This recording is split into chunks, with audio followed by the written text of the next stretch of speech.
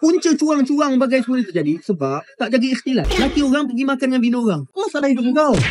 Okey, sekarang ni Ustaz, dekat media sosial kecoh isu curang suami orang ada bercinta dengan isteri orang. Tak live ke?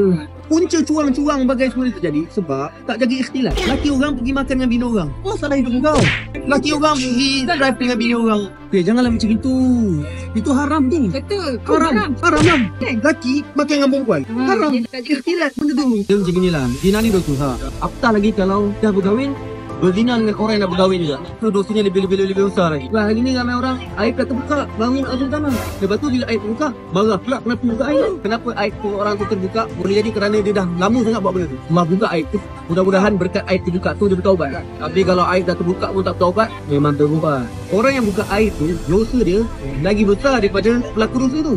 Kalau kita bertaubat dengan taubat nasuha, contohnya kita dapat salah orang, kita minta maaf ke orang tu tak maafkan. Dekat akhirat nanti, Allah sendiri yang akan detikkan pada hati orang tu supaya memaafkan. Kalau kita maafkan orang, insya-Allah Allah maafkan kita. Ingat, bila Allah suruh jauhi zina, maknanya jauhi segala benda yang boleh membawa pada zina. Okey, jaga diri.